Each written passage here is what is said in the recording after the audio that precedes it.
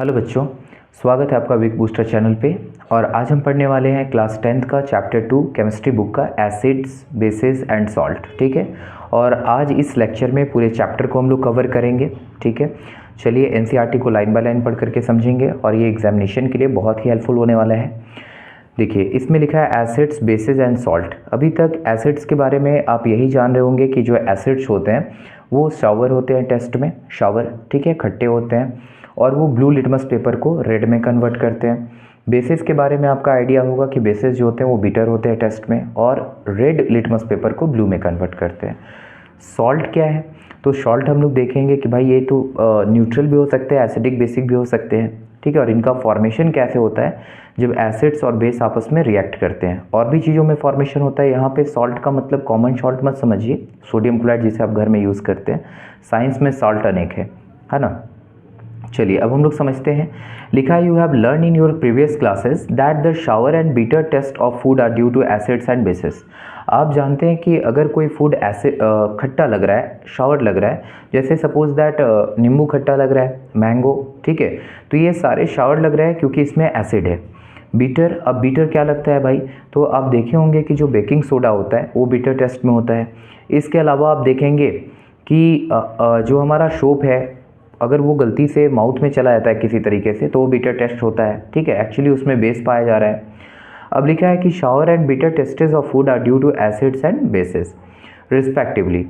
लिखा है present in them if someone in the family is suffering from a problem of acidity after over eating. देखिए, अगर family में किसी को प्रॉब्लम हो रहा है, सफरिंग कर रहा है वो एसिडिटी से, और वो एसिडिटी का रीज़न क्या है? Over eating. वो आप समझेंगे लाइफ प्रोसेस चैप्टर में कि जब आप ओवर ईट करते हैं ना, ज़्यादा खा लेते हैं, तो उस समय हमारे बॉडी में HCl का क्वांटिटी बढ़ जाता है और वो हमारे सेल्स को नुकसान पहुंचाता है। ठीक है, एक्चुअली म्यूकस का सिक्रेशन उतना हो नहीं पाता है और वो हमारे सेल्स को प्रॉब्लम करता है, जिससे एसिडिटी होता है। तो ये ओवर ईटिंग बहुत बड़ा फैक्टर है एसिडिटी में। तो which one of the following would you suggest as a remedy? तो आप उपचार के लिए क्या लोगे? आप लेमन का जूस लोगे, विनेगर लोगे, या फिर बेकिंग सोडा सॉल्यूशन यूज़ करोगे? तो मैं तो प्रीफर करूँगा बेकिंग सोडा सॉल्यूशन, क्योंकि आप जानते हो कि बेकिंग सोडा सॉल्यूशन जो है वो बेसिक नेचर का है। ठीक है, वो बेसिक नेचर का है, समझ रहे, जो उसे न्यूट्रल कर देगा एसिडिटी को और फिर आप ठीक हो जाओगे। तो इसमें क्या है कि which property did you think of while you choosing the remedy? अब जब रेमेडी ले रहे होगे तो आप क्या क्या समझोगे, मतलब किस बेसिस पे? तो आप देखोगे कि भाई हमें एसिडिटी है, प्रॉब्लम एसिड से हो रहा है, तो हम लोग बेस यूज़ कर लेंगे। ठीक है, अब आगे में क्या लिखा है? You already know that acids are sour in taste. ये शार होते हैं टेस्ट में। And change the colour of blue litmus to red, और ये ब्लू लिटमस को किस में कन्वर्ट कर देते हैं? रेड में। ठीक है, वेयर एज जबकि बेसिस जो होते हैं are bitter and change the colour of red litmus to blue. ये क्या होते हैं? तो ये टेस्ट में बीटर होते हैं और ये रेड वाले लिटमस पेपर को ब्लू में कन्वर्ट करते हैं, ये बेसिस। लिटमस क्या है भाई? तो लिटमस एक नेचुरल इंडिकेटर है। अब बोलेंगे सर इंडिकेटर क्या होता है? जो एसिड और बेस का आइडिया देता है ना। अब देखिए, हर चीज़ को तो हम टेस्ट नहीं कर सकते हैं ना। अब जो मिनरल एसिड है HCl, H2SO4, HNO3 तो बहुत ही ज़्यादा पावरफुल होते हैं। अगर इन्हें गलती से हम जीव वगैरह पे रखें तो उसे ही जला दे, तो इसके लिए इंडिकेटर ही यूज़ करेंगे और वही बेटर ऑप्शन होगा। अब इसमें क्या लिखा है कि लिटमस जो है वो नेचुरल इंडिकेटर है। वो आप पढ़ेंगे कि एक प्लांट से, जो कि थैलोफाइटा ग्रुप का है, उस प्लांट से हम लोग लिटमस को ऑब्टेन करते हैं। Turmeric is another such indicator. Turmeric भी इंडिकेटर है। आप देखते होंगे जब आप कोई कड़ी वगैरह खा रहे हो, दाल खा रहे हो, पल्स वगैरह ले रहे हो और वो शर्ट पे गिर जाए, वाइट शर्ट पे, और जब आप उसमें सोप लगाते हो तो वो रेड कलर का हो जाता है, उसका येलो कलर रेड कलर में कन्वर्ट हो जाता है। ठीक है, जो कि बतलाता है कि बेसिस जो होते हैं वो टर्मेरिक की येलो कलर को रेड कलर में कन्वर्ट करते हैं।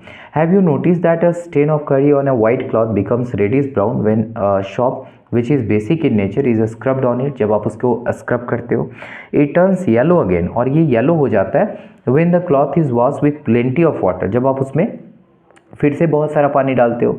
You can also use synthetic indicator such as methyl orange. आप मिथाइल ऑरेंज को भी यूज़ कर सकते हो, ये सिंथेटिक या आर्टिफिशियल जो भी कह लो, वो इंडिकेटर है।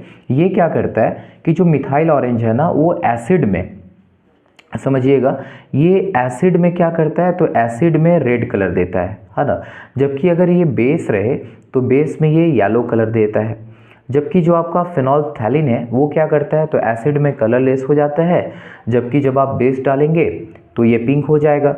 अब इसमें क्या लिखा है? In this chapter we will study the reactions of acids and bases. इसमें हम लोग एसिड बेस के रिएक्शन को पढ़ेंगे, how acids and bases cancel out each others effect, और कैसे वो एक दूसरे के प्रभाव को खत्म कर देते हैं, वो चीज़ को जानेंगे। तो देखिए इसमें क्या लिखा है कि लिटमस सोल्यूशन कैसा होता है, तो एक पर्पल डाई है, ठीक है, पर्पल डाई है विच इज़ एक्सट्रैक्टेड, और इसको निकाला कहाँ से जाता है, लाइकेन से, जो कि एक plant belonging to the division of Thallophyta, ये आपने पढ़ा होगा क्लास 9 में, थैलोफाइटा ग्रुप के होते हैं। अब लिखा है and is commonly use as indicator when the litmus solution is neither acidic nor basic, अगर वो ना तो एसिडिक है और न ही बेसिक है तो इट्स कलर इज पर्पल, उसका कलर पर्पल ही हो जाएगा। There are many other natural materials, और भी बहुत सारे मटेरियल है, जैसे रेड कैबेज है लीव्स, टर्मेरिक है, coloured petals of some flowers such as hydrangea हो गया, फिर यहाँ पर लिखा है कि जेरेनियम हो गया, ये सारा कुछ which indicate the presence of acid और बेस इन सॉल्यूशन, ये कलर को चेंज करके एसिड बेस का आइडिया देते हैं, ठीक है। तो दीज आर कॉल्ड, इसे हम लोग एसिड बेस इंडिकेटर या फिर सिंपली इंडिकेटर भी कहते हैं, है ना, वही चीज़ को यहाँ समझाया है।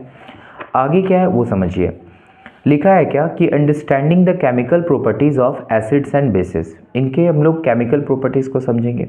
Acids and basis in the laboratory, तो आप यहाँ पे पढ़ेंगे तो बोला है कि बहुत सारा सैंपल लेने के लिए, सल्फ्यूरिक एसिड का, तो HCl का, तो एसिटिक एसिड का, उसके बाद बेसिस का में सोडियम हाइड्रोक्साइड का, calcium hydroxide CaOH2, potassium hydroxide KOH, ये सारे का सैंपल लेने के लिए बोल रहा है।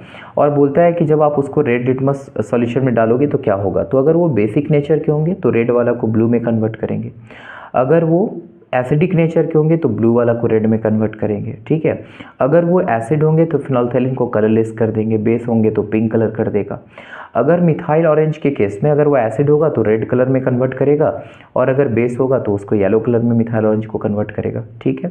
अब लिखा है this indicators tell us whether a substance is acidic और बेसिक, ये बतलाता है कि कोई सब्सटेंस एसिडिक है या फिर बेसिक है, by change in colour, colour को चेंज करके बतलाता है। There are some substance whose order changes it in acidic और बेसिक मीडिया। अब क्या होता है कि कुछ ऐसे भी मटेरियल है जो कलर को नहीं बल्कि अपने स्मेल को चेंज करते हैं, ठीक है, अपने स्मेल को चेंज करके बतलाते हैं एसिड या बेस के बारे में।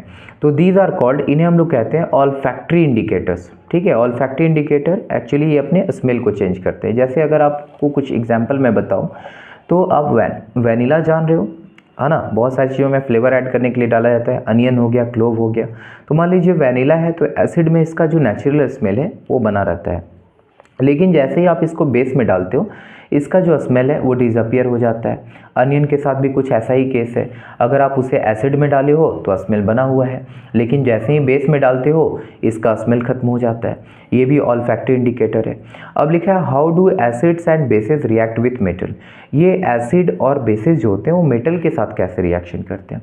तो आप यहाँ देख सकते हो ये जो एक्टिविटी 2.3 है उसमें समझाया है कि जैसे ये जो ट्यूब है इसके अंदर क्या है, तो इसके अंदर जो है वो जिंक ग्रैनुअल्स है, छोटे छोटे जिंक के दाना है, और इसमें डाला गया है dilute sulphuric acid. Dilute word आप समझ रहे हो, डाइल्यूट का मतलब क्या होता है, तो डाइल्यूट का मतलब होता है कि जहाँ पे वाटर का क्वांटिटी ज़्यादा हो और एसिड का क्वांटिटी उसमें कम हो। अगर एसिड ज़्यादा होता तो उसे कॉन्सेंट्रेटेड कहते हैं। अब ये जिंक ग्रैनुअल जब HCl के साथ रिएक्शन किया, सल्फ्यूरिक एसिड के साथ, सॉरी H2SO4 के साथ, तो ये बनाया क्या, हाइड्रोजन गैस, और साथ में सॉल्ट का भी फॉर्मेशन होता है, वो हम लोग आगे देख लेंगे। तो यहाँ पे है क्या कि इस डिलीवरी ट्यूब के थ्रू वो जा रहा है सोप सॉल्यूशन में, जो कि बबल्स बनाने में मदद करेगा, और ये बबल्स बन के जब बाहर आते हैं और यहाँ पे कैंडल जला के जब हम ले जाते हैं तो ये बबल्स क्या होते हैं, पॉप साउंड करते हैं, फटते हैं, फट फट करके ऐसा आवाज़ होता है इसमें, ठीक है।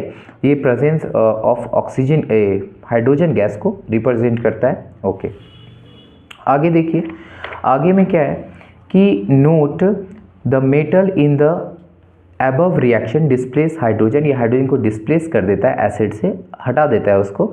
This is seen as hydrogen gas, जो हमें हाइड्रोजन गैस के रूप में प्राप्त होता है। The metal combine with the remaining part of the acid and form a compound called as salt. अब बोला है कि जो मेटल है वो क्या करता है कि एसिड के रिमेनिंग पार्ट के साथ रिएक्शन करके सॉल्ट का फॉर्मेशन करता है।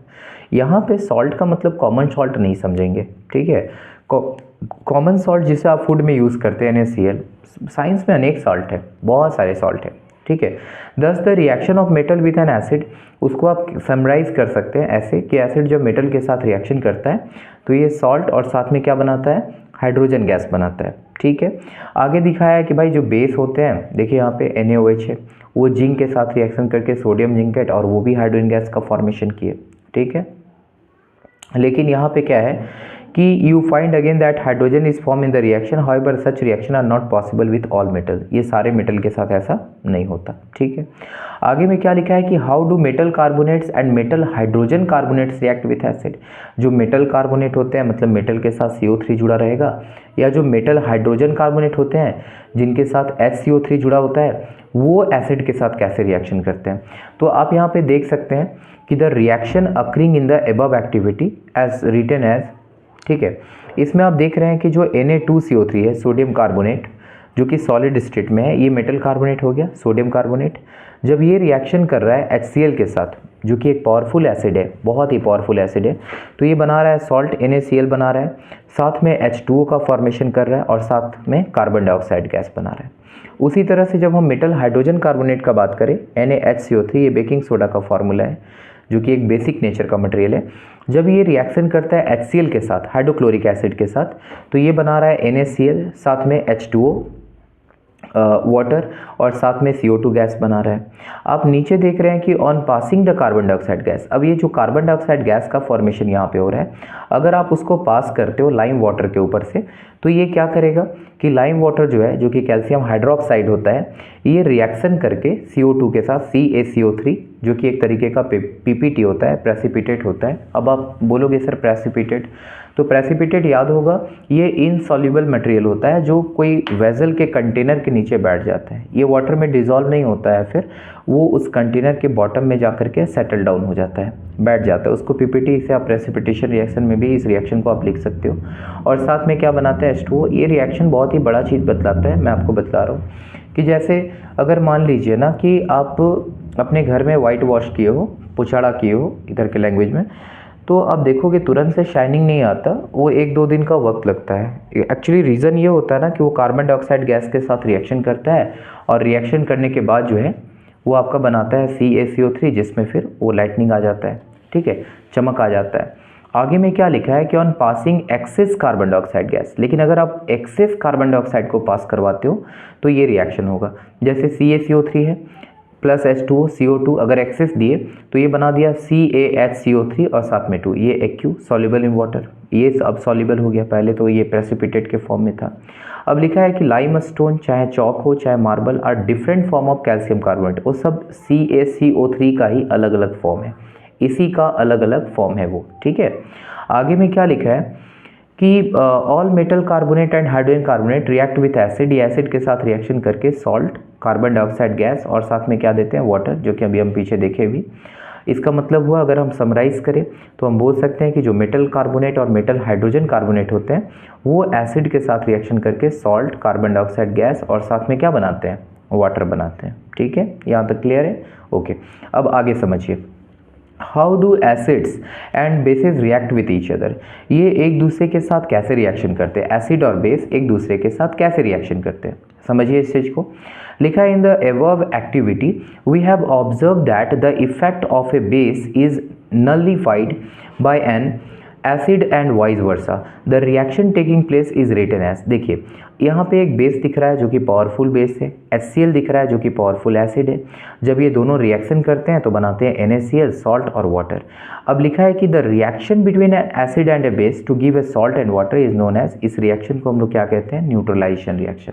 ठीक है, न्यूट्रलाइजेशन रिएक्शन क्या होता है, वैसा रिएक्शन जब वो एसिड और बेस के बीच में होता है तो वो दोनों एक दूसरे के पावर को कैंसिल कर देते हैं और ये रिएक्शन को हम लोग क्या कहते हैं, न्यूट्रलाइजेशन रिएक्शन। ठीक है, इन जनरल आप ये भी कह सकते हो कि neutralisation reaction can be written as, इसको आप लिख सकते हो कैसे, तो base plus acid gives you salt and water. ठीक है, न्यूट्रलाइजेशन रिएक्शन आप समझ गए, एसिड बेस के बीच में रिएक्शन जो एक दूसरे के पावर को कैंसिल कर देते हैं उसे हम लोग न्यूट्रलाइजेशन रिएक्शन कहते हैं। ठीक है, अब आगे में क्या लिखा है, reaction of metal oxides with acids, metal oxide acid के साथ रिएक्शन कैसे करते हैं, तो देखिए एक्चुअली यहाँ लिखा है, you will notice that the colour of sodium becomes blue green and the copper oxide dissolve, the blue green colour of solution is due to the formation of copper chloride in the reaction, the general reaction between a metal oxide and an acid can be written as. देखिए जो metal oxide होते हैं ना actually वो basic nature के होते हैं, किस नेचर के होते हैं? बेसिक नेचर के। याद है बचपन में जब मधुमक्खी वगैरह काट देता था तो लोग बोलते थे कि वो जो आयरन है ना, जंग लगा हुआ आयरन, उसको रगड़ने से वो ठीक हो जाता है, और ऐसा करने पे रियल में ठीक भी हो जाता था। उसका रीज़न ये था कि वो जो आयरन ऑक्साइड था, मेटल ऑक्साइड, वो एक्चुअली बेसिक नेचर का होता है। ठीक है, वो कैसे नेचर्स के होते हैं? बेसिक नेचर के। अब ये मेटल ऑक्साइड जब एसिड के साथ रिएक्शन किया तो ये बनाया क्या? सॉल्ट और वाटर। उसका रीज़न यहाँ भी न्यूट्रलाइजेशन रिएक्शन नहीं हुआ, क्योंकि मैंने बोला कि मेटल ऑक्साइड एक्चुअली है क्या? तो ये बेस है, और ये रिएक्शन कर रहा है एसिड के साथ, समझ रहे हैं? तो ये क्या बना रहा है? Salt and water. ठीक है, ये सॉल्ट वाटर, ये भी एक तरीके से न्यूट्रलाइजेशन रिएक्शन हुआ। ओके, आगे समझिए, आगे क्या लिखा है कि now write and balance the equation for the above reaction since metallic oxide react with acid to give salt and water similar to the reaction of base and acid, metal oxides are said to be basic oxide. यही reason है कि इन्हें basic oxide कहते हैं, क्योंकि ये salt water तो बन रहा था एसिड बेस के केस में ना, और हमने मेटल ऑक्साइड को एसिड के साथ रिएक्शन किया और फिर वो सॉल्ट वाटर बनाया। इसका मतलब है कि जो मेटल ऑक्साइड है वो किस नेचर का होता है? बेसिक नेचर का होता है। ओके, आई होप यहाँ तक क्लियर हो गया होगा। आगे चलिए, reaction of a non metallic oxide with base. अब नॉन मेटालिक ऑक्साइड कैसे रिएक्शन करते हैं बेस के साथ? You show the reaction between carbon dioxide and calcium hydroxide lime water. Calcium hydroxide which is a base, ये base है, react with carbon dioxide to produce a salt and water. ये भी salt water बना रहा है। कहने का मतलब है कि जो नॉन मेटालिक ऑक्साइड्स हैं वो किस नेचर के होते हैं? एसिडिक नेचर के। यस, यही रीज़न है कि सल्फर डाइऑक्साइड, नाइट्रोजन का ऑक्साइड, ये सारे जो हैं हमारे क्लाउड्स के साथ रिएक्शन करके और वो एसिड रेन करवाते हैं। उसका रीज़न क्या है? कि ये सारे एसिडिक गैसेस हैं, समझ रहे हैं? ये सारे एसिडिक गैस हैं और ये एसिड रेन करवाते हैं। ठीक है, अब इसमें क्या लिखा है? Since this is similar to the reaction between a base and an acid. ये तो एसिड और बेस के रिएक्शन जैसा हुआ, क्योंकि वहीं सॉल्ट वाटर बन रहा था, बट यहाँ पे भी सॉल्ट वाटर का फॉर्मेशन हो जा रहा है। Since this is similar to the reaction between a base and an acid, we can conclude, ये कंक्लूजन ये निकला कि जो नॉन मेटेलिक ऑक्साइड्स होते हैं वो एसिडिक नेचर के होते हैं। जी याद रखिएगा कि नॉन मेटेलिक ऑक्साइड जो होते हैं वो एसिडिक नेचर के होते हैं। ओके, अब लिखा है what do all acids and all bases have in common. सारे एसिड सारे बेस कॉमन क्यों होते हैं? तो देखिए यहाँ लिखा है in section 2.1 we have seen that all acids have similar chemical properties. उनका केमिकल प्रॉपर्टीज लगभग सेम था। What lead to this similarity in properties? We show in activity 2.3 that all acid generate hydrogen gas on reacting with metal, so hydrogen seem to be common to all acid. आप एक चीज़ देखोगे, notice करोगे कि जितने भी acid होते हैं, ठीक है, वेदर वो वीक हो या स्ट्रॉन्ग हो डजेंट मैटर, लेकिन आप देखोगे कि अगर वो एसिड है, ठीक है, अगर वो एसिड है तो वो H+ आयन को रिलीज करेगा आफ्टर डिसॉल्विंग इन वाटर। ठीक है, वो वाटर, हाँ ये अलग बात है कि जो वीक एसिड होंगे वो स्मॉल क्वांटिटी में H+ आयन को रिलीज करेंगे, लेकिन स्ट्रॉन्ग एसिड जो होंगे वो लार्ज क्वांटिटी में H+ आयन को रिलीज करेंगे, लेकिन ये दोनों H+ आयन को ही रिलीज करेंगे। समझ रहे बात को? ये बात उनमें कॉमन है, ये बात उनमें कॉमन है। So hydrogen seem to be common to all acids, ये सारे एसिड के लिए कॉमन है। Let us perform an activity to investigate whether all compounds containing hydrogen are acidic. ठीक है, अब यहाँ पे क्या बोलता है कि भाई ऐसा तो नहीं कि सारे हाइड्रोजन वाले सब्सटेंस जो है वो एसिडिक ही होंगे, नहीं, उसके लिए एक्सपेरिमेंट भी किया गया। एक्सपेरिमेंट में क्या किया गया? तो यहाँ पे अगर आप HCl को लोगे इस जगह पे, है ना, और यहाँ पे करंट को पास करवाओगे तो ये करंट को कंडक्ट कर देगा, ये करंट बल्ब को ग्लो करवा देगा। लेकिन आप क्या करोगे कि यहीं पे अगर आप अल्कोहल लेते हो या ग्लूकोज लेते हो, जो कि यहाँ पे लिखा हुआ है, देखिए लिखा हुआ है अल्कोहल ग्लूकोज, अगर आप इसको लोगे तो इसमें भी हाइड्रोजन गैस होते हैं, बट वो उन्हें रिलीज़ नहीं करता और वो आयन्स के ऐसे बिहेव नहीं करते हैं। समझ रहे बात को? वो आयन के ऐसा बिहेव नहीं करते हैं, समझ रहे? हाइड्रोजन होने के बावजूद, ठीक है, in spite of having hydrogen they do not behave या फिर they do not release hydrogen, okay, into the water, वो नहीं रिलीज करते हैं। दैट्स वाई वो जो है सो इलेक्ट्रिसिटी के कंडक्टर नहीं है। आगे में लिखा है the bulb will start glowing in the case of acid. जब आपने एसिड डाला था तो वो सर्किट को पूरा कर रहा था और वो क्या कर रहा था? बल्ब को ग्लो कर रहा था। एक्चुअली एसिड्स में तो आयंस होते हैं H+, है ना, हाइड्रोजन आयन होते हैं, जो उसे करंट को जो है सो सर्किट को पूरा कंप्लीट किया और बल्ब को जलाया। लिखा है but you will observe that glucose and alcohol solution do not conduct electricity. ये सब इलेक्ट्रिसिटी के कंडक्टर नहीं होते। Glowing of the bulb indicate that there is a flow of electric current through the solution. अब bulb जल रहा है, इसका मतलब है कि भाई उस सॉल्यूशन में करंट फ्लो कर रहा है। The electric current is carried through the solution bye ions, और वो आयंस कैरी करके इसे ले जा रहे हैं। Since the cation present in acid is H plus ion पाया जाता है एसिड्स में, this suggest that acid produce hydrogen ion. इसका मतलब है कि वो H प्लस आयन को रिलीज करते हैं वाटर में, ठीक है। एसिड जो होते हैं वो H प्लस आयन को वाटर में सॉल्यूशन में रिलीज करते हैं, विच आर रिस्पॉन्सिबल, और वही रिस्पॉन्सिबल है एसिडिक प्रॉपर्टीज के लिए, समझ रहे हैं। Hydrogen ion repeat the same activity, उसी एक्टिविटी को आप एल्कलीज जैसे सोडियम हाइड्रो, एल्कली क्या होता है, वाटर सॉल्युबल बेस, जो बेस पानी में घुल जाते हैं ना उन्हें हम लोग कहते हैं एल्कलीज, ठीक है। जैसे आप सोडियम हाइड्रोक्साइड को देखो, पानी में घुल जाएंगे, जरूरी नहीं कि सारे बेस घुल जाते हैं पानी में, बहुत सारे बेस नहीं घुलेंगे, वो धीरे धीरे बॉटम में बैठ जाएंगे उस वाटर के अंदर, ठीक है, तो उससे तो आप एल्कली नहीं कहोगे, समझ रहे बात को। तो एल्कली वैसे बेसेस होते हैं जो वाटर सॉल्युबल होते हैं। लिखा है आगे में क्या, तो सोडियम हाइड्रोक्साइड, कैल्शियम हाइड्रोक्साइड, इसके साथ करोगे तो ये भी करंट को पास करवा देंगे, क्योंकि ये भी आयंस को रिलीज करते हैं, OH माइनस आयन को, समझ रहे हैं। लेकिन ग्लूकोज और अल्कोहल, इथानॉल वगैरह, ठीक है, जिनके पास हाइड्रोजन है फिर भी वो हाइड्रोजन को आयन के फॉर्म में रिलीज नहीं करते। What happens to an acid और base in a water solution, water solution में क्या होगा भैया, तो यहाँ पे क्या लिखा है कि this experiment suggest that hydrogen ion in HCl are produce in the presence of water. जब पानी लाएंगे तो HCl जो होगा वो हाइड्रोजन आयन को रिलीज करेगा। The separation of H plus ion from HCl molecule, अब ये जो H प्लस आयन है जो कि सेपरेट हो गया HCl मॉलिक्यूल से, can not occur in the absence of water. एक बात समझिए, एसिड एसिडिक बिहेवियर को शो करेगा only in presence of water, सिर्फ पानी के प्रेजेंस में। अगर पानी नहीं होगा, वाटर नहीं होगा, समझ रहे बात को, अगर वाटर नहीं होगा तो फिर वो एसिड एसिडिक बिहेवियर को शो नहीं करेंगे। रीज़न क्या होता है कि जब तक उनका आयन रिलीज नहीं होगा वो अपने एसिडिक बिहेवियर को शो कर ही नहीं सकते, ठीक है। वो अपने एसिडिक बिहेवियर को शो करेंगे जब वो आयन को रिलीज करेंगे, समझ रहे। तो वाटर का होना बहुत जरूरी है।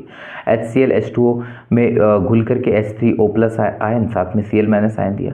Hydrogen ions can not exist alone, वो अकेले नहीं होता, but they exist after combining with water molecules, water molecule के साथ कंबाइन होकर के पाया जाता है। Thus hydrogen ion must always be shown H plus और हाइड्रोनियम आयन, इसलिए आप इस तरीके से उसे शो कर सकते हैं और नहीं तो फिर इस तरीके से, ठीक है। आगे में क्या लिखा है, आगे में लिखता है कि we have seen that acids give H3O plus और H plus ion in water. ये क्या बोलता है कि एसिड जो होते हैं वो H3O प्लस या H प्लस आयन देते हैं वाटर में।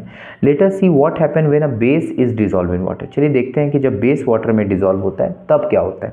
तो जैसे ये NaOH है, सोडियम हाइड्रोक्साइड, स्ट्रॉन्ग बेस है, जब इसे वाटर में डाला गया तो ये Na प्लस जो कि वाटर के साथ घुल जाता है और OH ये भी वाटर के साथ घुल जाता है, तो ये OH आयन को रिलीज किया, OH माइनस आयन को रिलीज करता है, ठीक है। अगला आप देख रहे हो कि पोटेशियम हाइड्रोक्साइड जो है KOH, वो भी वाटर में जब डिसॉल्व हुआ तो K प्लस और OH माइनस आयन के रूप में वो डिसोसिएट कर गया।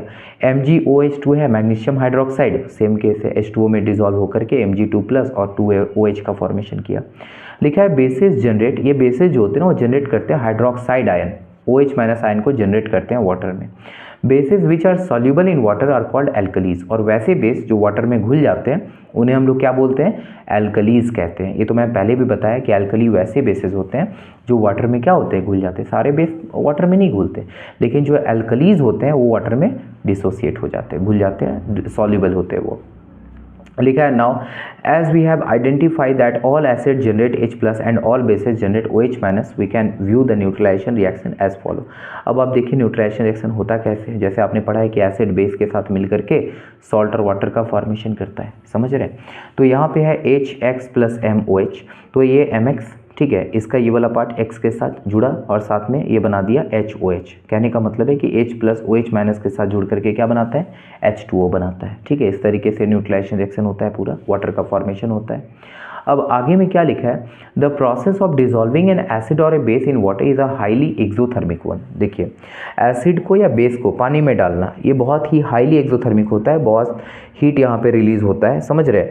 और अगर ये किसी तरीके से बाहर आ जाए छलक करके तो फिर ये बहुत बड़ा दिक्कत करेगा, स्किन बर्न वगैरह कर सकता है, समझ रहे बात को, स्किन वगैरह को जला सकता है।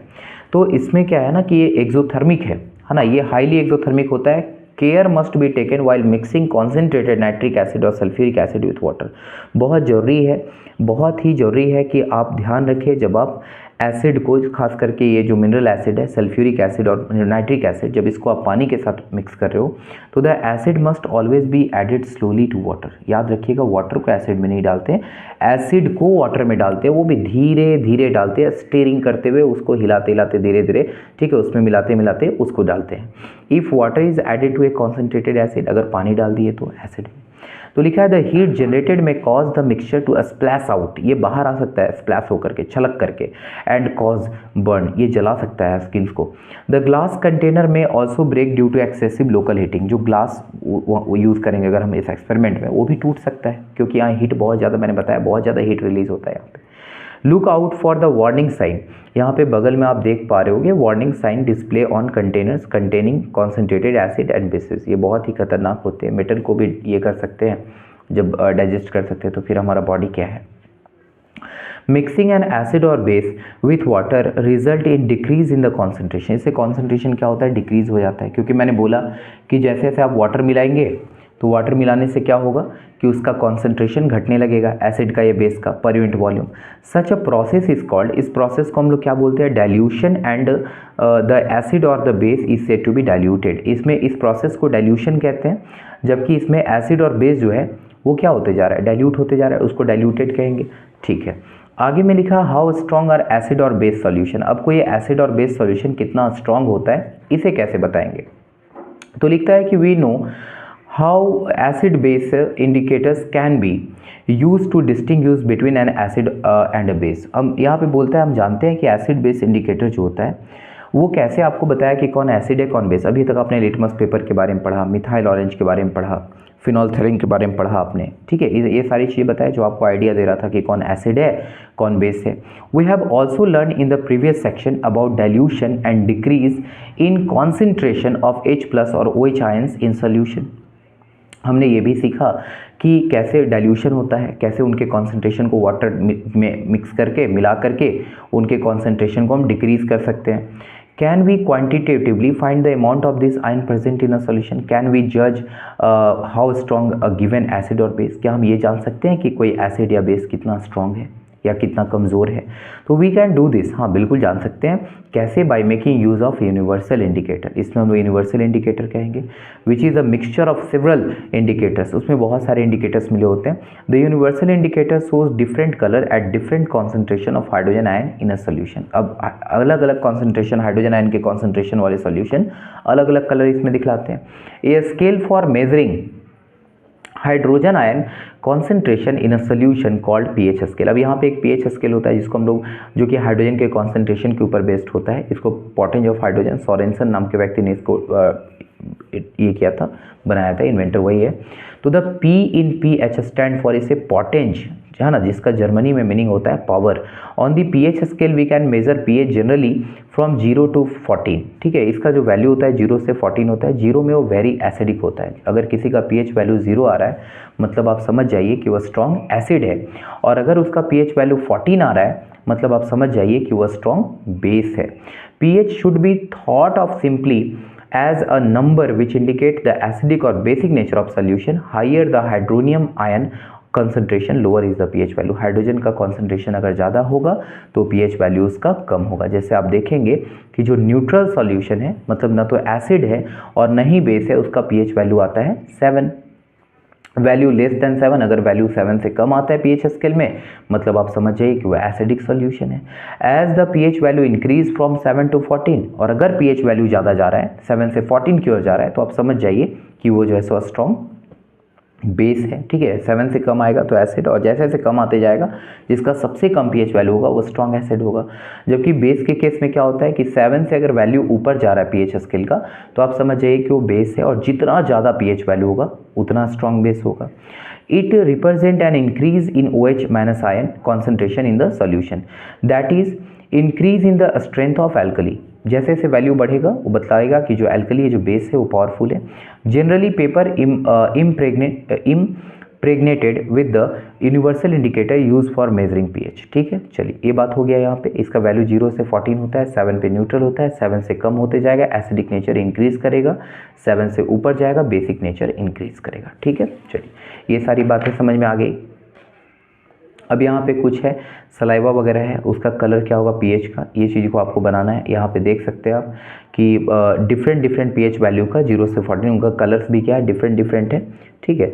अब यहाँ पे क्या लिखा है, the strength of acids and basis depends on the number of H plus ions and OH minus ion produce. बोला है जो स्ट्रेंथ है एसिड का और बेस का वो डिपेंड कर रहा है किसके ऊपर, तो number of H plus ions and OH minus ion produce. जिसने ज़्यादा H प्लस आयन प्रोड्यूस किया, जो एसिड खास करके जो मिनरल एसिड होते हैं, तो जिसने ज़्यादा H प्लस दिया मतलब आप समझ जाओ कि वो ज़्यादा पावरफुल है, और जिसने कम H प्लस आयन को रिलीज़ किया वो वीक एसिड है, और उसी तरह से जिसने ज़्यादा OH माइनस आयन को रिलीज़ किया वो स्ट्रॉन्ग बेस है, जिसने कम क्वांटिटी में OH माइनस आयन को रिलीज़ किया वो वीक बेस है। अब ये कैसे पता करोगे, तो इसके लिए पीएच स्केल भी मैंने समझा दिया। अब आगे क्या लिखा है, if we take hydrochloric acid and acetic acid of the same concentration, अगर आप हाइड्रोक्लोरिक एसिड को और एसिटिक एसिड को सेम कॉन्सेंट्रेशन में लेते हो, से 1 molar, then they produce different amount of hydrogen ion. Acids that give rise to more H plus ion are said to be strong acid. अब जो ज़्यादा H plus ion को release करते हैं वो strong acid होते हैं, and acids that give less H plus ion, और जो कम H plus ion को रिलीज करते हैं वो weak acid होते हैं, ठीक है। अब लिखा है importance of pH in everyday life. भाई ये जो पीएच है, ठीक है, इसका हमारे एवरीडे लाइफ में कुछ इंपॉर्टेंस है क्या, तो देखिए, our body works with in the pH range of 7.0 to 7.8। Living organism can survive only in a narrow range of pH change. When pH of rain water is less than 5.6 it is called acid rain, ठीक है। हमारा body जो है ना वो इस pH range पे काम करता है 7.0 से लेके 7.8, इससे अगर नीचे आता है तो फिर दिक्कत है। दूसरी बात है कि अगर पीएच वैल्यू रेन वाटर का लेस देन 5.6 हो जाता है तो समझ जाइए कि वहाँ पे एसिड रेन होगा। When acid rain flow into the river, और वो जब नदियों में जाता है तो वो क्या करता है कि वाटर का भी पीएच वैल्यू को डिक्रीज कर देता है। इससे जो एक्वाटिक लाइफ है उनको बहुत प्रॉब्लम होता है, ठीक है, उनके जीना मुश्किल हो जाता है। समझ रहे बात को। आगे क्या लिखा है कि what is the pH of the soil in your backyard, तो लिखा है plants require a specific pH range. Plants के लिए भी एक स्पेसिफिक एक प्रॉपर पीएच वैल्यू अगर उन्हें मिले तो वो सही तरीके से ग्रो कर पाएँ, वरना प्रॉब्लम होगा। To find out the pH required for the healthy growth of a plant, you can collect the soil from various places and check the pH in the manner described below। अब देखिए इसे आप pH check कर सकते हैं soils का, ठीक है, उनको वाटर में डिजोल्व करके, और अगर उनका pH बहुत ज़्यादा है तो उससे आप न्यूट्रल करने के लिए एसिड मिलाएंगे, अगर pH कम है तो आप उसके लिए बेस मिलाएंगे, ठीक है, वो आप पे डिपेंड करता है। अब यहाँ पे लिखा है pH in our digestive system, तो लिखता है कि इट इज़ वेरी इंटरेस्टिंग, ये बहुत ही इंटरेस्टिंग बात है टू नोट दैट, ये नोट करना कि यार स्टमक प्रोड्यूसेस हाइड्रोक्लोरिक एसिड। हमारा जो पेट है ना वो क्या कौन सा एसिड रिलीज करता है, हाइड्रोक्लोरिक एसिड, पता है स्टमक में होता है। It helps in the digestion of food without harming the stomach, ये क्या करता है फूड के डाइजेशन में मदद करता है। और साथ ही साथ ये भी पता होगा कि जो फॉरेन जो भी चीज़ें मटेरियल्स आ रही हैं जैसे जम्स वगैरह आ रहे हैं, पैथोजेंस आ रहे हैं, उनको भी मारने का काम करती है। During indigestion the stomach produces too much acid and causes pain and irritation। मैंने बताया था जब हमने ओवर ईटिंग किया तो उसमें एसिड जो है ज़्यादा क्वांटिटी में निकला, इससे पेन होने लगता है, इरिटेशन होने लगता है। To get rid of this pain, और इस पेन से बचने के लिए हम लोग क्या करते हैं, तो बेसिस यूज़ करते हैं जिसको एंटासिड कहते हैं। क्या बोलते हैं, एंटासिड, वो एसिडिटी के ऊपर वर्क करता है। One such remedy must have been suggested by you at the beginning of this chapter। These antacid neutralize the excess acid, ये ज़्यादातर एसिड को जो ज़्यादा क्वांटिटी में निकला उसको न्यूट्रलाइज करेगा।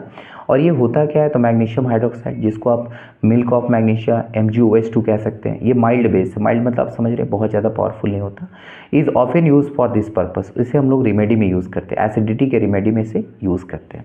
आगे क्या लिखा है, pH change as the cause of tooth decay. PH change से क्या होगा, टूथ डिके वाला प्रॉब्लम भी आ सकता है। Tooth decay starts when the pH of the mouth is lower than 5.5। Tooth enamel, जो टूथ का इनामेल है made up of calcium phosphate, is the hardest substance in the body, ये बहुत ही hard होता है, कैल्शियम फॉस्फेट का बना होता है। It does not dissolve in water, ये पानी में तो डिजॉल्व नहीं होता, but is corroded when the pH in the mouth is below 5.5। लेकिन अगर हमारे माउथ का पीएच 5.5 से नीचे चला जाता है तो वो कोरोड होने लगेगा, कोरोजन जैसा खराब होने लगेगा। Bacteria present in the mouth produce acid by degradation of sugar and food particles remaining in the mouth after eating. खाने के बाद अगर कोई खास करके मीठा चीज़, शुगर वगैरह का क्वांटिटी रह गया, केक खा लिया आपने, चॉकलेट्स खा लिए, और वो रहा तो उससे वो रिएक्शन करते हैं, रिएक्शन रिएक्शन क्या, वो जो बैक्टीरिया होते हैं बैक्टीरिया रिएक्शन नहीं करते बल्कि वो एसिड्स का फॉर्मेशन करते हैं। The best way to prevent this, इससे बचने के लिए क्या करेंगे, तो हम लोग क्या करेंगे कि clean the mouth after eating food, खाने के बाद साफ़ करेंगे मुंह को, दांत को साफ़ करेंगे। यूजिंग टूथपेस्ट विच आर, और टूथपेस्ट यूज़ करेंगे जो कि बेसिक नेचर के होते हैं। For cleaning the teeth can neutralise, ये न्यूट्रलाइज करेंगे एसिड को और ये टूथ डीके से हमें बचाएंगे। लिखा है self defence by animals and plants through chemical warfare. देखिए have you ever been stung by honey bee, क्या आपको कभी हनी बी ने काटा है? Bee sting leaves an acid which causes pain and irritation, ये हमारे बॉडी में एक्चुअली इंजेक्ट कर देता है एसिड को जो दर्द भी लाता है और साथ ही साथ इरिटेशन करता है। Use of A mild base like baking soda on the stung area gives relief, और अगर आप यहाँ पे फिर क्या यूज़ करते हो तो बेकिंग सोडा यूज़ करते हो तो ये आपको रिलीफ देगा, आराम देगा। A stinging hair of nettle leaves inject methanoic acid causing burning pain। अब बोला है क्या कि sting hair of nettle leaf, एक नेटल प्लांट होता है उसका भी अगर वो जो हेयर होता है ना स्टिंग के, ऐसा अगर वो बॉडी में इंजेक्ट हुआ तो उससे भी बहुत प्रॉब्लम होता है। एक्चुअली वो भी एसिड वाला है ना, वो भी एसिड को इंजेक्ट करता है हमारी बॉडी में। तो उसके लिए यहाँ पे देखिए उस प्लांट को दिखाया भी है। अब यहाँ पे क्या है भाई कि ये बता रहा है कि सम नेचुरली अकरिंग एसिड्स, को जो नेचुरली अकरिंग एसिड उसके बारे में। विनेगर में कौन सा एसिड पाया जाता है? Acetic acid. ऑरेंज में कौन सा एसिड होता है? Citric acid. टैमरिंड में क्या होता है? तो टैमरिंड में होता है आपका टार्ट्रिक एसिड। उसके बाद टोमेटो में क्या है? तो ऑक्सैलिक एसिड। शावर मिल्क में, कर्ड में क्या है? Lactic acid. लेमन में क्या है? सिट्रिक एसिड, ठीक है। एंट स्टिंग में क्या पाया जाता है? मिथानोइक एसिड। उसके बाद नेटल के स्टिंग में यहाँ भी मिथानोइक एसिड, ठीक है। अब हम लोग बात करते हैं मोर अबाउट सॉल्ट। सॉल्ट के बारे में बात कर रहे हैं, इसके बारे में। In the previous section we have seen, हमने पढ़ा है the formation of salt during various reaction, बहुत सारे रिएक्शन में सॉल्ट फॉर्मेशन देखा है। Let us understand more about their preparation, properties and uses, ठीक है। इसके प्रॉपर्टीज यूजेस को हम लोग समझेंगे। देखिए पीएच ऑफ सॉल्ट। अब देखिए सॉल्ट का पीएच क्या होगा, बहुत लोग बोल देंगे कि न्यूट्रल, नहीं ऐसा नहीं है, ठीक है। अगर वो मान लीजिए ऐसा कंडीशन हो कि स्ट्रॉन्ग एसिड हो और वीक बेस हो तो वहाँ भी सॉल्ट बनेगा, लेकिन वो सॉल्ट एसिडिक होगा क्योंकि स्ट्रॉन्ग कौन था? एसिड था। अगर स्ट्रॉन्ग बेस होगा और वीक एसिड है, रिएक्शन हुआ तो वहाँ भी सॉल्ट बनेगा, बट वो सॉल्ट बेसिक होगा क्योंकि वहाँ पावरफुल कौन था? बेस था, समझ रहे हैं। अब यहाँ पे क्या लिखा है? Salt of a strong acid and strong base, अगर दोनों स्ट्रॉन्ग है, एसिड भी स्ट्रॉन्ग बेस भी स्ट्रॉन्ग, तब तो न्यूट्रल उसका जो सॉल्ट बनेगा वो तो न्यूट्रल पीएच का बनेगा, मतलब 7 वैल्यू का बनेगा। On the other hand salt of strong acid, अब देखिए अगर एसिड आपने स्ट्रॉन्ग ले रखा है, बेस वीक है, तो जो सॉल्ट बनेगा वो एसिडिक बनेगा क्योंकि ज़्यादा पावरफुल तो एसिडिक था, पीएच वैल्यू उसका 7 से कम आएगा। अब आप उल्टा करते हो, स्ट्रॉन्ग बेस लेते हो और वीक एसिड, तब तो पीएच वैल्यू 7 से ज़्यादा आएगा, समझ रहे हो। अब आगे क्या लिखा है? Chemicals from common salt, common salt से आप कौन कौन से केमिकल्स बनाते हो? तो लिखा है by now you have learn that the salt form by the combination of hydrochloric acid and sodium hydroxide solution is called sodium chloride. आप तो देखें कि कैसे NaOH सोडियम हाइड्रोक्साइड जब HCl के साथ, मतलब हाइड्रोक्लोरिक एसिड के साथ रिएक्शन किया तो बनाया था NaCl, सोडियम क्लोराइड बनाया था, आपने देखा, जिसे हम लोग फूड में यूज़ करते हैं अपने घरों में। This is the salt that you see in food, इसी को आप फूड में डालते हो, अचार वगैरह जो फूड प्रिजर्वेटिव के रूप में, पिकल वगैरह में भी आप डालते हो। अब लिखा है क्या? सी वाटर कंटेन्स मेनी सॉल्ट। अब देखिए जो समंदर का पानी है उसमें तो बहुत तरह के सॉल्ट है, dissolve in it. Sodium chloride is separated from this salt, उसी में से हम लोग सोडियम क्लोराइड को सेपरेट करते हैं। Deposit of solid salt are also found in several parts of the world, और भी बहुत तरह के सॉल्ट है जो अंदर में डिपॉजिट है। These large crystal are often brown, ये ब्राउन होते हैं किसके कारण? इम्प्योरिटीज़ के कारण, उसमें इम्प्योरिटी मिला रहता है जिसके कारण वो ब्राउन होते हैं। दिस इज कॉल्ड, इन्हें हम लोग रॉक सॉल्ट कहते हैं। लिखा है फिर आगे में क्या? Beds of rock salt were form when sea of bygone ages dried up. Rock salt, अब देखिए वो सी ही होंगे जो सूख गए और फिर धीरे धीरे वो रॉक सॉल्ट में कन्वर्ट हो गए और उनको माइन करके, जैसे कोल वगैरह का माइनिंग होता है वैसे ही निकाला जाता है उनको। यू मस्ट हैव, आपने सुना होगा अबाउट महात्मा गांधी दांडी मार्च, वो आपका सिविल डिसओबीडियंस मूवमेंट, ठीक है, अच्छे से जान रहे हैं आप कि उस समय उन्होंने सॉल्ट के ऊपर अंग्रेजों द्वारा टैक्स लगाया गया था और गांधी जी थे उसके खिलाफ थे, उसके अगेंस्ट थे। Did you know that sodium chloride was such an important symbol in our struggle for freedom, और फ्रीडम के समय बहुत बड़ा ये सिंबल था सॉल्ट, ठीक है, हमने पढ़ा है इसके बारे में और हिस्ट्री के चैप्टर्स में।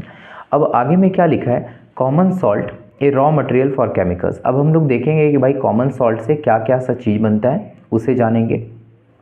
तो देखिए द कॉमन सॉल्ट दस obtain is an important raw material, ये बहुत ही इंपॉर्टेंट रॉ मटेरियल है for various material of daily use, ठीक है, हमारे डेली यूज़ के लिए, सच है सोडियम हाइड्रोक्साइड, ठीक है, इसी को हम लोग प्राप्त करते हैं। एक तरीके से कॉमन सॉल्ट रॉ मटेरियल है, रॉ मटेरियल जिससे आगे की चीज़ों का फॉर्मेशन होता है।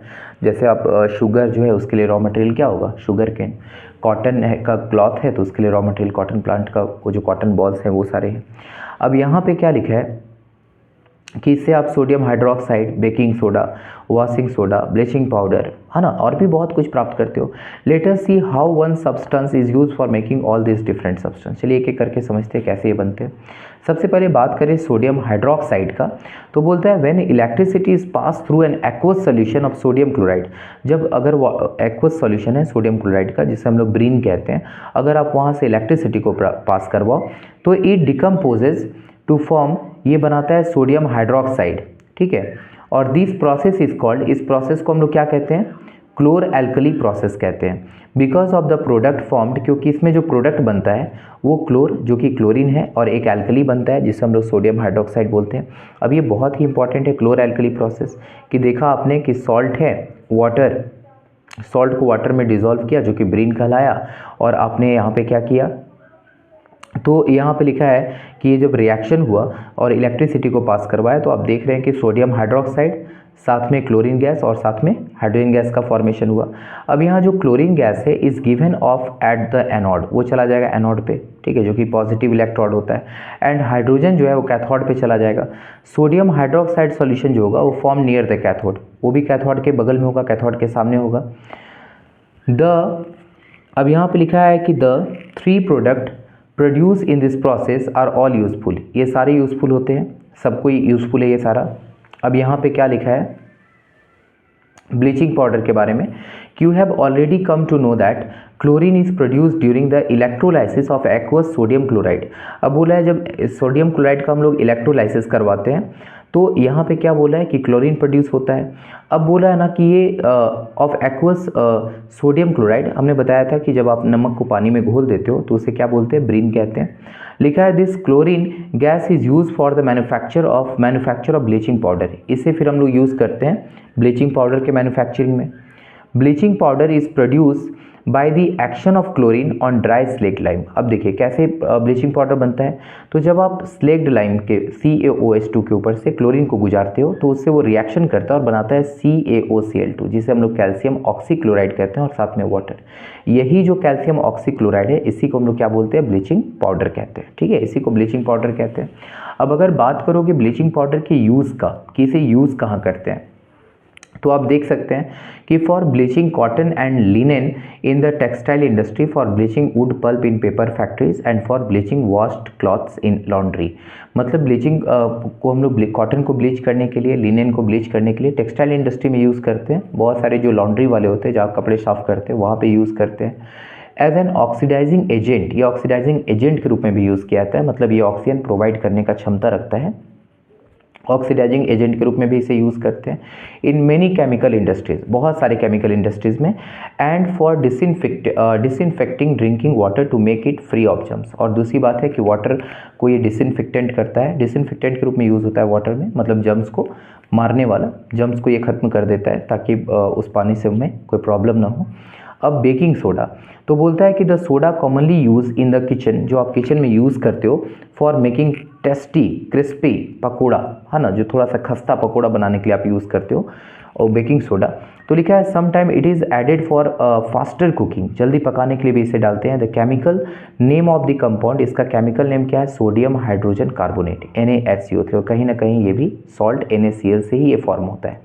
It is produce using sodium chloride, देखिए यहाँ पे सोडियम क्लोराइड रॉ मटेरियल के रूप में यूज़ हो रहा है, NaCl साथ में H2O, फिर CO2 और अमोनिया NH3, इन सबको जब हमने रिएक्शन करवाया तो बनाया क्या, तो NH4Cl अमोनियम क्लोराइड, और साथ में बनाया NaHCO3 जो कि है सोडियम हाइड्रोजन कार्बोनेट, ठीक है। तो ये जो सोडियम हाइड्रोजन कार्बोनेट ये हमारा बेकिंग सोडा है। अब लिखा है did you check the pH of sodium hydrogen carbonate, कभी आपने इसे चेक किया, देखिए चेक करेंगे तो ये बेसिक नेचर में आएगा, इसका वैल्यू जो है वो 7 से ऊपर रहेगा। लिखा है can you correlate why it can be use as neutralize an acid. अब आप समझ सकते हो कि क्यों इसे हम लोग एसिड को न्यूट्रल करने में यूज़ करते थे, क्योंकि ये बेसिक है, तो बेस ही एसिड को जो है सो न्यूट्रल करता है क्या। It is a mild non corrosive basic salt, ये माइल्ड है, हल्का, बहुत पावरफुल नहीं है और ये कॉरोसिव जलाने वाला चीज़ नहीं है। The following reaction takes place when it is heated during cooking. अब जब आप इसको हीट करते हो ना खाना बनाते समय, तो ये NaHCO3 Na2CO3 H2 और CO2 यही उसको क्या करता है, क्रिप्सी, उसको जो है सब फुला देता है चीज़ों को, है ना, यही CO2। अब लिखा है सोडियम हाइड्रोजन कार्बोनेट जो है has got various uses in the house hold. इसका बहुत सारे यूज़ है, जैसे कुछ यूजेस यहाँ पे दिया हुआ है। फॉर मेकिंग बेकिंग पाउडर, इसको बेकिंग पाउडर बनाने में यूज़ करते हैं। विच is a mixture of baking soda, ये बेकिंग सोडा और माइल्ड एडिबल एसिड जैसे कि आपका टार्टरिक एसिड, ये दोनों को मिक्स करके बनाया जाता है, ठीक है, baking powder. When baking powder is heated और मिक्स इन वाटर, जब इसको हम लोग वाटर में मिक्स कर देते हैं तो यहाँ पे क्या होता है कि NaHCO3 प्लस H प्लस ये क्या करता है, तो CO2 प्लस H2O, ठीक है, और साथ में सोडियम सॉल्ट ऑफ एसिड इसका फॉर्मेशन करता है। दूसरा लिखा है कि sodium hydrogen carbonate is an also an ingredient in antacid, इसे एंटासिड में यूज़ करते हैं एसिडिटी के रेमेडी के लिए, है ना, उसके उपचार के लिए। बीइंग अल्कलाइन, चूंकि ये अल्कलाइन है, it neutralise excess acid in the stomach, तो हमारे बॉडी स्टमक में बनने वाला ये जो ज़्यादा क्वांटिटी में जो एसिड है उसको न्यूट्रलाइज करता है एंड प्रोवाइड्स रिलीफ, और हमें रिलीफ देता है, ठीक है। अब आगे और लिखा हुआ है कि it is also use in soda acid fire extinguisher, इसे फायर एक्सटिंग्यूज़र में भी यूज़ करते हैं क्योंकि ये कार्बन डाइऑक्साइड गैस देता है जो कि आग बुझाने में मदद करता है, ठीक है, मतलब इसे हम लोग फायर एक्सटिंग्यूज़र के रूप में भी यूज़ करते हैं, ठीक है। आगे देखिए, आगे लिखा है वॉशिंग सोडा। अब वॉशिंग सोडा क्या भैया, तो इसमें लिखा है कि another chemical that can be obtain from sodium chloride, इसे भी हम लोग सोडियम क्लोराइड NaCl से प्राप्त करते हैं, रॉ मटेरियल के रूप में वही आता है। अब ऊपर यहाँ पे क्या है कि Na2CO3 10H2O, इसी को हम लोग वॉशिंग सोडा कहते हैं। और अगर इसका केमिकल नाम का बात करें, केमिकल नेम, तो ये होता है सोडियम कार्बोनेट डेकाहाइड्रेट, है ना, इसमें जो वाटर का मॉलिक्यूल होते हैं वो 10 होते हैं, मतलब आप कह सकते हो सोडियम कार्बोनेट डेकाहाइड्रेट, ठीक है। अब लिखा है यू हैव सीन, अब देखे होंगे above that sodium carbonate can B obtain by heating baking soda, baking soda को हीट करके आप इसे प्राप्त कर सकते हो। Recrystallisation of sodium carbonate gives washing soda, और जब आप इसका रिक्रिस्टलाइजेशन करोगे, वो वाटर मॉलिक्यूल्स को आगे हटा दोगे, तो फिर धीरे धीरे ये आपको जो है सो क्या लिखा है कि सोडियम कार्बोनेट गिव्स, ये आपको वॉशिंग सोडा दे देगा। इट इज़ ऑल्सो एज लिखा है कि ऑल्सो ए बेसिक सॉल्ट। अब आप देख रहे हो Na2CO3 को जब आप 10H2O के साथ रिएक्शन किया, सॉरी यहाँ पे रिक्रिस्टलाइजेशन था, ठीक है, मतलब यहाँ पे लिखा है कि Na2CO3 जो कि सोडियम कार्बोनेट है, अगर इसको आप 10 वाटर मॉलिक्यूल से रिएक्शन करते हो तो ये बनाएगा Na2CO3 इंटू 10H2O, जो कि आपका बेकिंग सोडा का फॉर्मेशन हुआ और इसका नाम होगा सोडियम कार्बोनेट डेकाहाइड्रेट। ये आपका वॉशिंग सोडा का जो है, बेकिंग सोडा नहीं, वॉशिंग सोडा का ये नेम हो, केमिकल फार्मूला, और ये इसका chemical name sodium carbonate decahydrate हो गया, ठीक है। चलिए आगे देखते हैं। आगे लिखा है कि व्हाट डज 10H2O सिग्निफाई, ये दिखला रहा है कि इसमें 10 जो है सो वाटर मॉलिक्यूल है ना। अब इसमें क्या लिखा है, sodium carbonate and sodium hydrogen carbonate are useful chemicals for many industrial process as well, बहुत सारे इंडस्ट्रियल प्रोसेस में इसको यूज़ किया जाता है। अगर कुछ कुछ यूजेस को देखें तो सोडियम कार्बोनेट जो वॉशिंग सोडा जो है उसको हम लोग ग्लास और सोप और पेपर इंडस्ट्री में यूज़ करते हैं। It is use in the manufacture of sodium compound, ये बोरेक्स बनाने में, बोरेक्स नाम का जो कंपाउंड है उसके फॉर्मेशन में मदद करता है। Sodium carbonate can be use as cleansing agent for domestic purpose, इसे हम लोग क्लींजिंग एजेंट के रूप में यूज़ करते हैं, ठीक है, चीज़ों को साफ करने के लिए। It is use for removing permanent hardness of water, ठीक है, वाटर के हार्डनेस को जो कि उनके अंदर सॉल्ट के मिलने के कारण हो जाता है, ड्यूटेरियम ऑक्साइड हार्ड वाटर, तो उसे उसके हार्डनेस को परमानेंट ये करने के लिए, हटाने के लिए भी यूज़ करते हैं, ठीक है। अब लिखा है are the crystals of salt really dry, क्या वो रियली ड्राई होते हैं उनके क्रिस्टल्स, तो लिखा है copper sulphate crystal which seem to be dry, उसे आप देखोगे तो वो ड्राई दिखेगा, कंटेन वाटर ऑफ क्रिस्टलाइजेशन, लेकिन उसमें वाटर ऑफ क्रिस्टलाइजेशन होते हैं, ठीक है, देखने में ड्राई लेकिन वो उसमें वाटर ऑफ क्रिस्टलाइजेशन होते हैं। When we heat the crystal, अब उन क्रिस्टल्स को जब हम हीट करते हैं, ठीक है, उन क्रिस्टल्स को जब हम हीट करते हैं, दिस वाटर इज़ रिमूव्ड, तो वो वाटर रिमूव हो जाता है, and then salt turns white, वो सॉल्ट कैसे हो जाते हैं, सफ़ेद हो जाते हैं। If you moisten the crystals again with water, और फिर आप उसको मॉइस्चर मतलब वाटर उपलब्ध करवा दिए, तो you will find that blue colour of the crystal reappears, फिर उसका उस क्रिस्टल का ब्लू कलर आपको मिल जाएगा।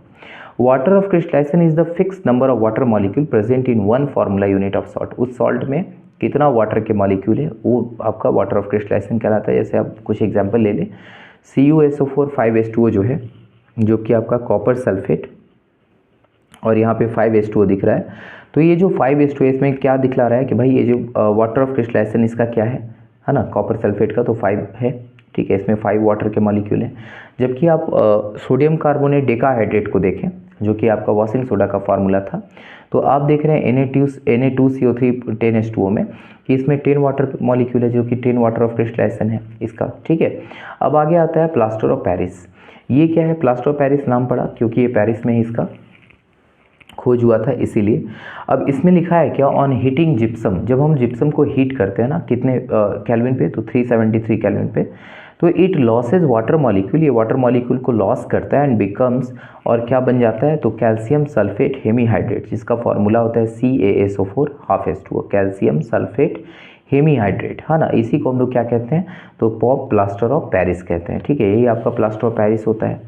अब इसमें क्या लिखा है, the substance which doctors use as plaster for supporting fractured bones, और डॉक्टर क्या करते हैं कि भाई बोन फ्रैक्चर है तो उसमें इसे यूज़ करते हैं, है ना, उससे उसे हार्ड करते हैं ताकि बोन जो है, मतलब इधर उधर पेशेंट अपने बॉडी को मूव न कर पाए और बोन जल्दी आपस में जुड़ जाए।